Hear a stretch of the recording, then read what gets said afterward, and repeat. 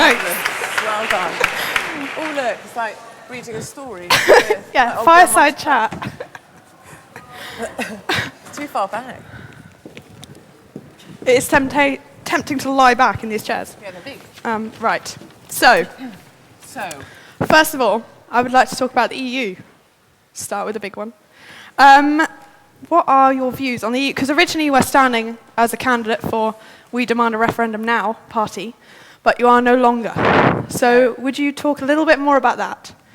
And your feelings on Europe? When we didn't have a referendum, notionally, I thought it would be a great idea that we stood as a party that was We Demand a Referendum. However, when Cameron came along and went, I know, it's all going to be fine. We're all going to have a referendum after 2015 once I've renegotiated.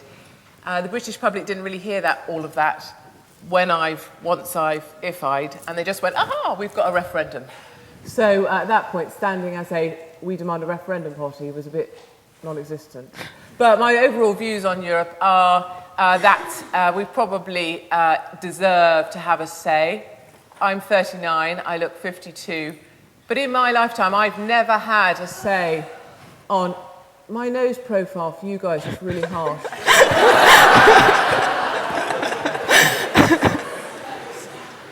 So, is it obscuring her entirely? Because that's a pisser right there. My view is, in my lifetime, I've never had a say on Europe, not at all. That doesn't seem quite right when you hit nearly 40. So I think it is time people had their say. It's time they had an informed decision about Europe. And for me, I would want to stay part of Europe, but certainly I would take much more the Swiss approach, is that we're partly in, partly out, and we have much more control over who makes our laws, who governs our country, and who we allow in and out of our country as well. Okay. You're pretty well known for your strong views on a variety of topics, and also for not retracting a lot of the things you say and refusing to apologise. When did you last change your mind on a serious issue, and what was it and why? Do you want me to do it? Change my mind on this board water bottle. I haven't, I don't think, changed my mind on anything. Ever? Ever? No, I don't think so. I mean, I changed my mind... Like what you want for dinner? No, I changed my mind about whether it isn't a good idea, ever, to marry someone that looks like Ian Duncan Smith. I have learnt that in my lifetime, and I advise all women, all men of that persuasion, don't do that. It is a bad idea. But otherwise, no, I stand by everything I've... Does anybody look like Ian Duncan Smith in here? I stand by everything I've said. I stand by everything I've done, really. And I don't apologise for any of it. So, you know what? Deal with it. Okay. I know, I just threw that in there just for the harshness. Sort of following on for that. Yeah. You've been called the biggest bitch in Britain. I know. That's rude. Do you care whether or not people like you, or is it part of the Katie Hopkins kind of brand? Yeah, my parents read the Daily Mail, and people always say, oh no, I don't buy the Daily Mail. It just so happens that they've always read it, and in BBC Broadcasting House, the biggest read paper is the Daily Mail, although the most orders for a newspaper are put in for the Guardian so that they look better. But my parents read the Daily Mail, and they believe it like a Bible. And if something happens in the Daily Mail, that really happened. And when the Daily Mail said biggest bitch in Britain, my parents believed that as well. So no, I don't think I am. Look, okay, I got rated like I think it was number 2, world's worst person. I got.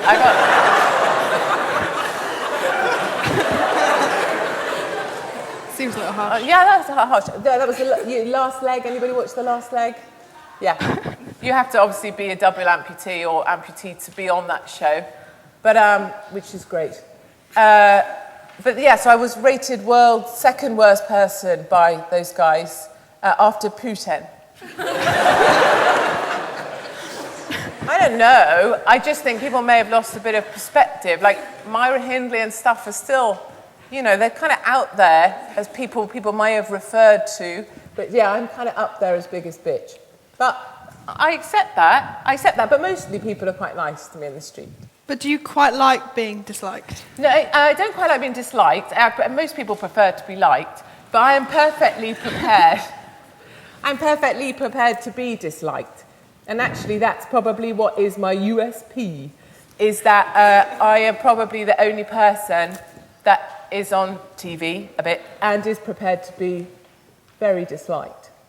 Because most people want to be liked. That's why people post messages like, Peaches died, oh, I'm gutted. Because they want to be liked. They want to be liked. And you know, tweeting stuff, just to be seen to be liked, I don't buy into it at all. So I'd rather people hated me because they disagree with me than liked me because I was a Magnolia woman. Okay. Speaking of women... that was with an I. Did you hear that? Thanks. You organised the pubic debate as well. That was a spelling error in one of our emails. Because the thing is, isn't it? The thing is about being at Cambridge is that you're so smart. You're so smart at Cambridge. Your spelling is just so dead on. Yeah. I think a pubic debate is an important debate to have. And I would encourage you to look at your union and say, yes, we want more. We want more pictures of ourselves stood under someone's pubic bone in the Daily Mail. Okay. We want more pubic debates. Well, I will take that on board. Take it on board. Right. You had said women used to want equal treatment. Now they expect special treatment. Oh, yes. And you've got some controversial views about how women respond to equality and how do you think, if we do in fact want equality, how we should pursue it? Yes. So I really believe in kind of universal treatment. So I went to Sandhurst, and at Sandhurst, completely equal. So you wear the same jumpers, you get the same kit, you get the same boots, you get the same socks. They don't fit us properly, but everybody's treated exactly the same. And that's really what I believe in, is this universal treatment. So we have to recognise now that boys and girls play on the same playing pitch. You know, in a business, in work, in the city, we're all on the same playing pitch. Now, you cannot ask for that to be an all-girls team and expect to be judged just on an all-girls team. You have to be prepared to be chucked in there. And that's why I don't believe in all-female selection lists or recruitment. I don't believe in quotas. I don't believe in anything that's skewed in order to get more women. I don't believe in the BBC's policy now, there must be a woman on the panel. You know, if you're there by just by the fact that you have your chromosomes in a certain order, what on earth is it that you have delivered or proven? And I would never want to be anywhere just for being a woman or for being on a kind of recruitment shortlist that was just made up of women. So I don't believe in that at all. I don't believe in that kind of special treatment. I don't like women that complain. I don't like Criado Perez. I don't like Stella Creasy for those reasons. You know, they're on Twitter, someone says something a bit nasty to them, they have a little cry and go to the police. That isn't for me. Most trolls out there, the ones that want to gang rape me in the arse with a rifle, actually, I'm sorry if I offend. Those things are written, I'm just repeating them. Most people that do that, they're 50-year-old men that live at home with their mums and eat their own earwax. We have to accept that. They floss their teeth with their own toenails. And I think we have to accept that's who they are. And you don't need to go to the police about those people because you're probably better than them. So that's my opinion on trolls, that's my opinion on equality, is we have to give as much as we take. And I think sometimes women take offence at stuff that just is regular stuff. You didn't get picked, okay. Some people don't get picked. We don't always get picked. Men don't get picked all the time either. You just spoke about equality in the army, but the army is now about to review females in close combat roles. Oh, I know. So, do you think that women should be able to serve their country in this way? No, that's terrible. And why not? Why not? Why not? You just spoke about equality and how we have to go for it. So why can't women serve their country in that way if they want to? All right. Nice of you to turn up. At the advertised time of 7:30. Nice posters, well done there. That's an accident. Would I put women on the... you get a lot of things right, don't you? Would I put women on the front line? No. Not at all. I work with quite a lot of lads now. I represent White Van Man, working for the newspaper, The Sun. I love The Sun. And I love the Marines. And do they want a woman next to them if they're fighting? No, they don't. And that's absolutely fine. You know, ultimately women do work on a completely different axis to men. I'm generalising massively. We are emotional creatures, governed by emotions. I don't, look. Let her finish. Let her finish. I quite like that they squeak.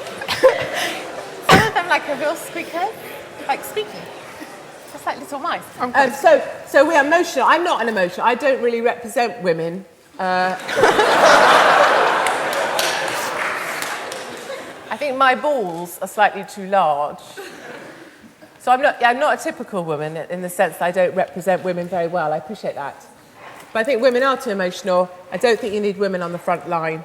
And if I were one of the lads, I wouldn't want a woman next to me on the front line either. So that is my view. I totally appreciate that loads of us will disagree with that. I totally get that. I'm not very girly. Well. So you speak always very... Do they get to ask questions for just you? Do you want to respond? Talks for bloody ages, Yeah? don't you? Sorry. All I say... Sarah Dory, St John's College. I can't hear you. Oh, sorry. Is it on? I think so. Sorry. Hold it closer. Okay. Sorry. Sarah Dory, there you go. Sarah Dory, St John's College. Are you aware that what you've just said was incredibly sexist?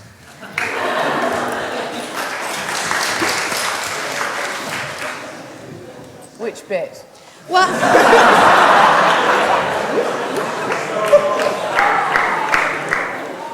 actually both bits, because actually the question that Catherine asked earlier as well about all women shortlists, I found your answer quite sexist to that as well, because you posed that as the idea of women getting where they are because they've been shortlisted because of their gender. Well, we live in a culture where men are shortlisted for everything because of their gender. There's a reason why 80% of our MPs are male. There's a reason why we have, one woman on the FTSE 100 companies list? That's not an accident. That's because men get places by virtue of their gender. And if we have to skew things the other way to make it fairer for us, then we should do that. And saying that women are...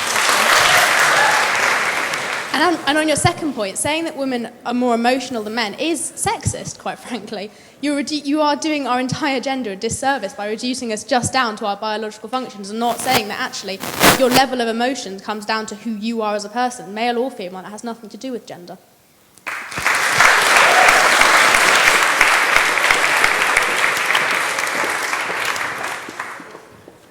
I think we disagree.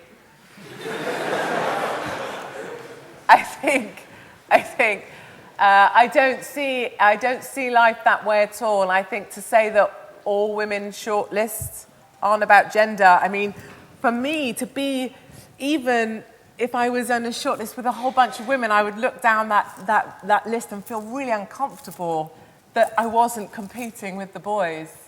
And this goes, I suppose, a good way maybe to illustrate this, and accepting that we are completely at opposite ends of a polar spectrum, and you'll be very happy that you're as far away from me as possible, and I respect that as well. In maternity leave, I'm not a believer in maternity leave, because I believe that if you're going to compete on an equal basis, you're shaking your head.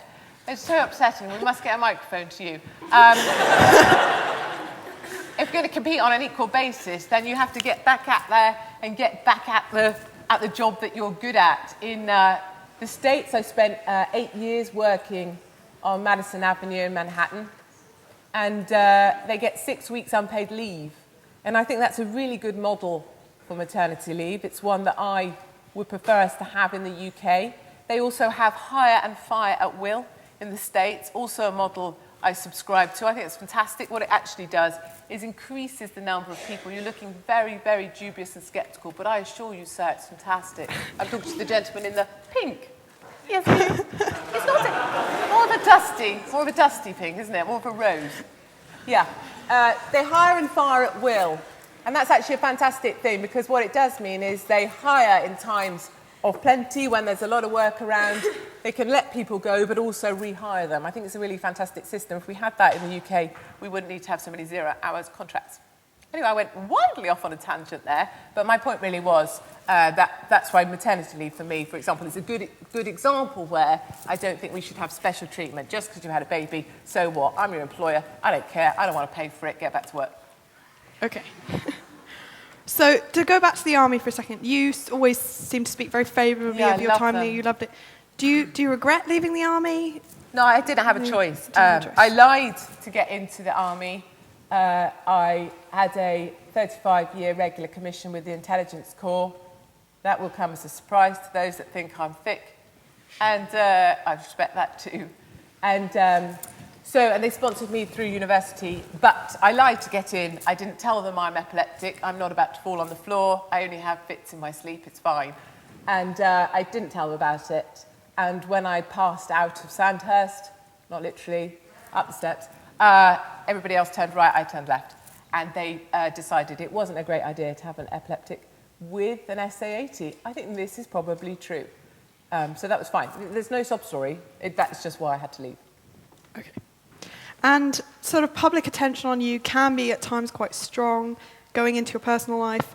And you've spoken before about the impact it's had on your family, but what's the impact on you personally? You seem quite a strong person, but sometimes some stuff does seem to affect you, especially when it talks about your children. So what's the personal impact of media attention on you? Yeah, no, it's fine. I really accept it all. What I really dislike, actually, is people that put themselves out there in the media and then complain. Oh, it was all in the edit. Oh, I was made to look bad in the edit. Oh, it wasn't like that at all. I met people from the Bake Off, Great British Bake Off, people that like to cook. I mean, really, please. And they were made, so there was this kind of, they got into the kind of the characters of it to kind of sell the programme in. It was a good idea. And they made one of them really strong and one of them really weak. And then one of them had really big eyes and was really pretty, so all the other women hated her, blah, blah, blah. They did that, right, whatever. But my point is, it's never all in the edit. It is what it is. They portray you as you are. People say, oh, you were made to look a bitch on The Apprentice. Oh, I bet you're not like that, really. But yeah, no, I was. And it's fair. It's fair. The camera doesn't lie. The edit doesn't really lie. Okay, it rejiggles things a bit. It can make you look quite a lot fatter than you are. But in reality, it doesn't lie so much. And I always say to people, you know, if you don't want it, you don't like it, get yourself off the sofa and go home. You don't want to read nasty stuff? Don't write an article in the Daily Mail and never read the comments section under it. Because people that are, you know, at home on their keyboard warriors, I'm not coming to that Hopkins woman talk. What can I possibly learn from her? She's a complete cow. They're keyboard warriors, and that's fine, that's their chance, but don't be offended by it, or don't choose. You know what, you know, I can't offend anyone, but you can choose to be offended. I don't give offence, you just choose to take it. Yeah, no. So if you put yourself out there on telly, tough toots, suck it up. And so that's kind of a message to myself, yeah. Are you afraid of anything? No. No? I don't really like fat people. And I wouldn't like to meet a ginger in the dark. But, no, I'm not frightened of anything. Okay, good to know. I'd like to. We've talked about Europe. I'd like to talk about Scotland. Do you care if they vote for independence? No, I do. Bothered? I mean, I'm torn. I'm torn, really torn. Hands up, Scottish people. Oh, I say well done. No, it's okay. You're going to be okay. You look really scared. You look really scared. Is it because you're really close that you're scared? You're not scared of anything. You're just really fidgety. You're moving so much. Right, any Scottish people over here? Scots? No Scottish people. Outrageous. So, do I think the union is by far the best solution for our countries? Yes, of course. Do I think Scotland will be able to go it alone? Do I think that's wise for them? No. Do I think they've been sold a whole bunch of promises that aren't going to come real if they were to be independent? I think they've been sold a complete lie. Do I think it would be a disaster for their country? Yes. On the flip side of that, am I particularly fond of Scottish people? No. Is my Sun column printed in the Scottish Sun? No. Because I would cause too much offence. So that's I'm torn. I'm torn. So part of me just wants them to go. Labour would never get in again. Boris Johnson would be in as PM. My world would be complete. I have a 5-year-old son. I have his hair cut specifically so he looks more like Boris Johnson. Okay. Let's talk a bit more about our society. So you wrote in the Huffington Post, sometimes it would be good if we spent more time protecting the cultures others have chosen to join, rather than defending the rights of those that have chosen to join it. To what extent are you in favour of a multicultural society? Well, I do feel that sometimes we spend so much time tiptoeing around in order not to offend those that have come to join our great nation, that we forget about the ethos and the values that are at the heart of this great nation. So I believe that whatever religion everybody is, we are underpinned by Christian values. The idea that you would help someone up if they fell over in the street. The idea that you might not steal another woman's husband. We may sweep over that one. The idea that you wouldn't steal. You know, just general Christian values. I like the idea that we sit on a bedrock of those. And do I like the idea that we have a Trojan horse pushed into the hearts of Birmingham? Anybody ever been to Birmingham? It's not something I recommend, but the idea that our schools will be taken over by extremists, they can't teach biology. Christ knows what they're going to do with 72 virgins when they get a hold of them, because they ain't got a bloody clue, because they've never had a biology lesson. But do I believe, therefore, that we need to protect the Christian values of this country? Yes. Yeah, I do. And I can be seen and perceived sometimes as the anti-Islam. I get that. But it's not that. I just hate halal. Okay.